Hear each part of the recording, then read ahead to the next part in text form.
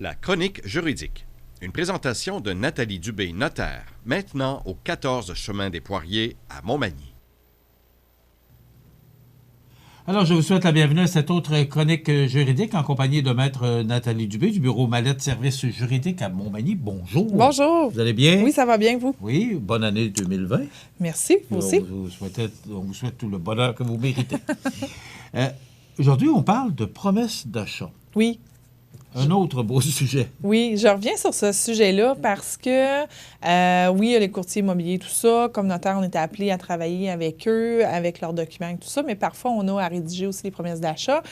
Et parfois, souvent, on a à travailler avec des promesses qui ont été écrites quasiment sur une napkin du restaurant à la rive, là. Donc, Okay. Et là, ça arrive. On a tout réglé. Voici notre promesse, c'est à 3 lignes. Puis là, moi, j'arrive avec des questions sur le certificat de localisation, sur les installations septiques, sur le zonage, qui paye cette affaire-là, qui paye quelle autre affaire.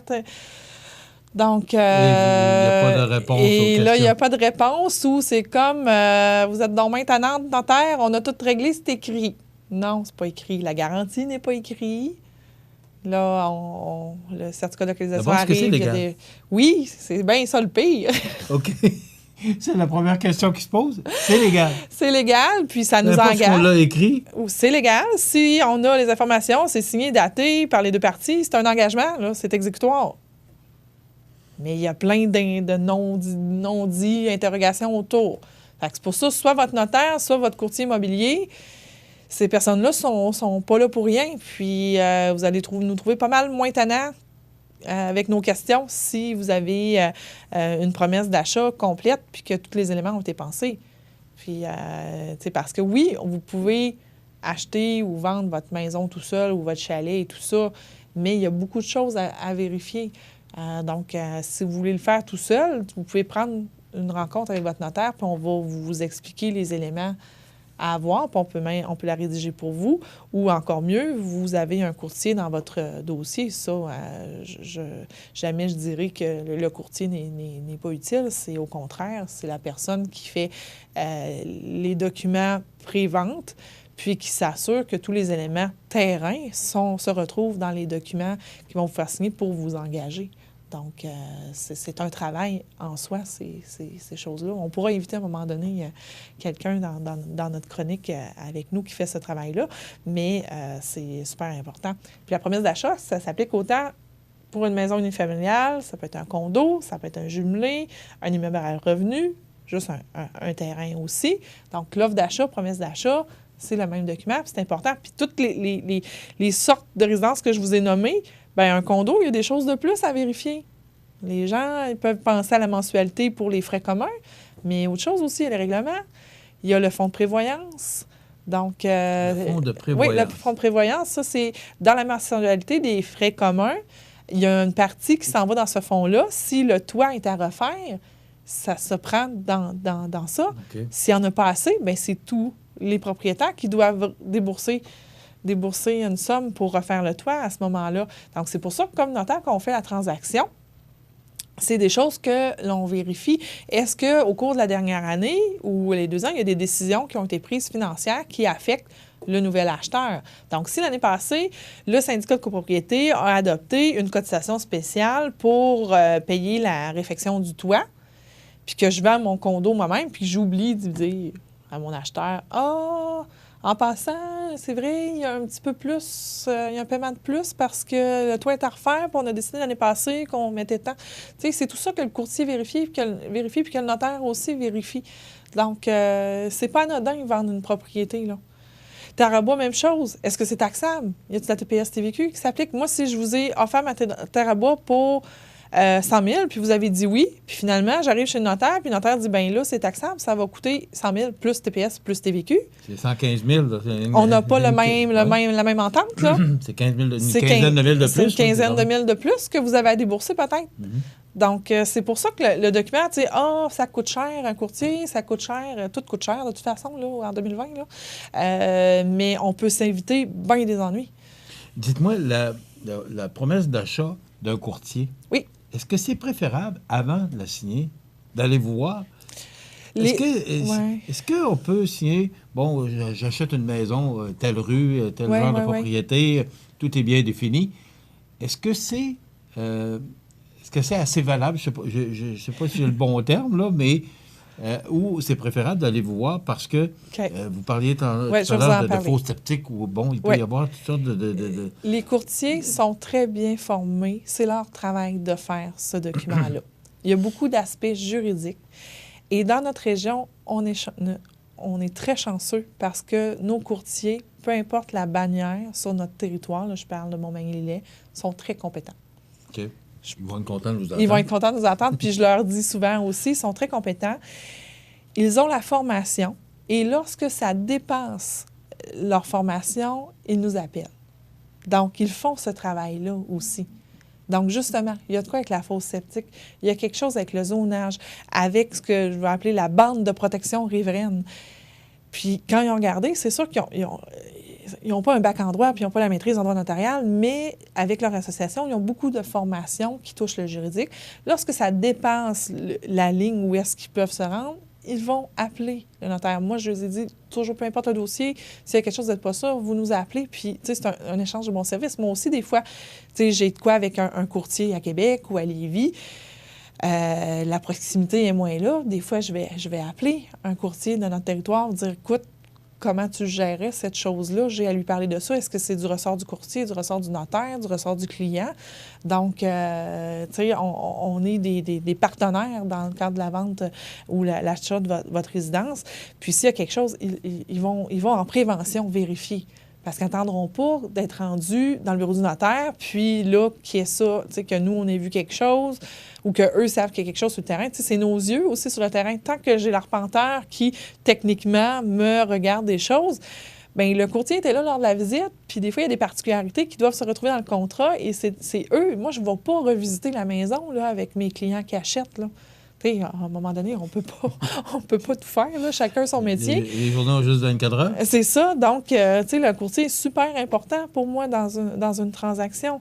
Puis trop souvent, quand les gens, tu sais, je dis pas que ça se fait pas. Puis oui, il y a des cas que ça va super bien qu'on a vendu avec les gens ont fait leurs propres choses, mais la plupart du temps, il y a toujours quelque chose qui va pas. Qui va pas ou qu'il faut apprendre à quelqu'un, il faut régler, puis là, ça coûte plus cher. Tu sais, on a eu un cas avec un courtier au début de l'été. La maison, elle est dans la bande de protection riveraine, sur le bord du fleuve. Donc, Qu'est-ce que vous voulez dire? Bande de protection riveraine, pour les gens c'est qui nous ça. regardent. Hein? C'est un 10 mètres ou un 15 mètres dans lequel, lorsqu'on est aux abords d'un cours d'eau, on n'a pas le droit de se construire, d'avoir de construction permanente et même temporaire dans cette bande-là. Là, on a averti sur le bord du fleuve une maison qui est construite dans cette bande-là. Donc, est-ce que je peux transiger sans que mes acheteurs se fassent dire, démolis ta maison, elle est illégale. Donc, il a fallu vérifier cet élément-là. Puis ça, je n'entrerai pas dans les détails parce que c'est très particulier, les bandes de protection riveraines.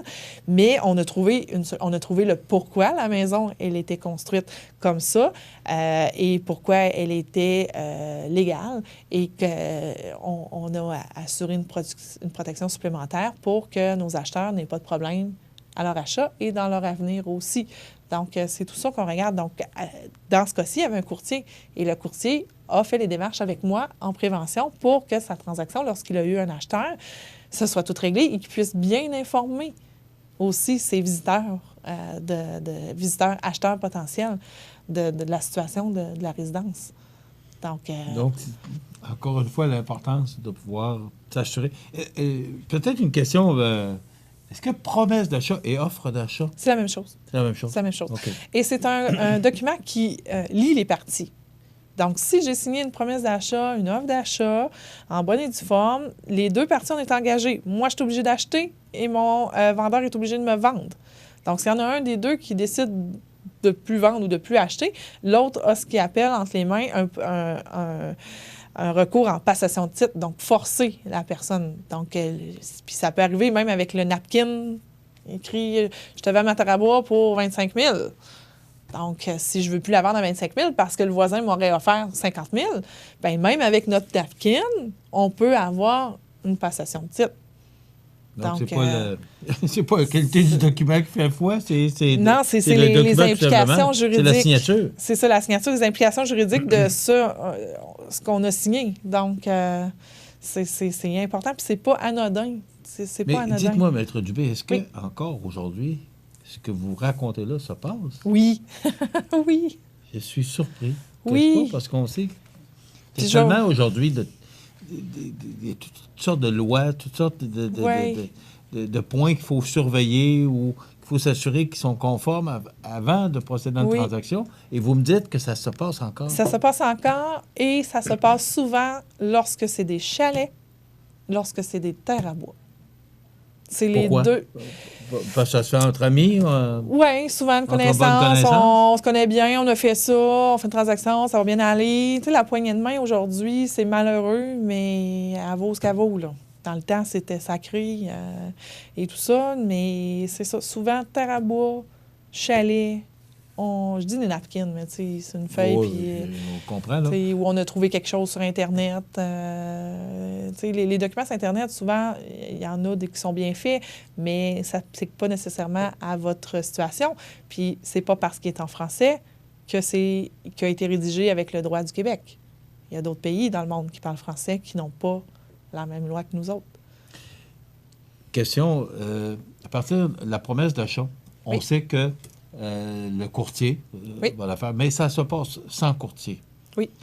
Alors, vous pouvez faire l'offre d'achat pour nous? Oui, on peut faire l'offre d'achat et on peut même utiliser les formulaires des entreprises que vous connaissez, là, qui disent pouvoir faire votre transaction sans courtier, mais vous aider à le remplir correctement, puis vous assurer que, justement, tout a été couvert. Je prends l'exemple des chalets, là, parce que c'est sûr qu'en ville, on est égout, aqueduc et tout ça, ça va. Mais tu sais, quand on parle de fosses septiques, champs d'épuration, l'alimentation en eau, puis c'est des choses qu'on doit vérifier parce que ça va avoir aussi un impact sur le financement. Tu sais, les institutions financières vont vouloir s'assurer que l'eau, elle est potable, que les installations sont conformes pour vous prêter.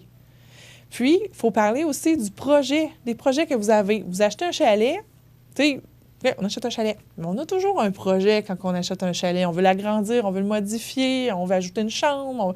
Ça a des impacts sur les installations septiques qui sont là et les installations septiques qu'on va devoir avoir pour être conforme.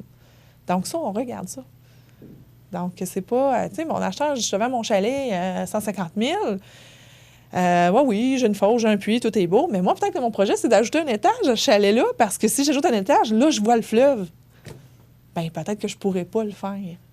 Donc, si je n'ai pas vérifié la réglementation, les installations et tout ça. Et vous allez le faire Oui. à partir du moment où... Moi, je vais le faire, puis encore plus, un courtier va le faire. Oui. C'est... OK, le courtier va le faire? Le courtier va le faire, oui. Le courtier oui? va vérifier. Je suis un peu surpris. Oui. OK.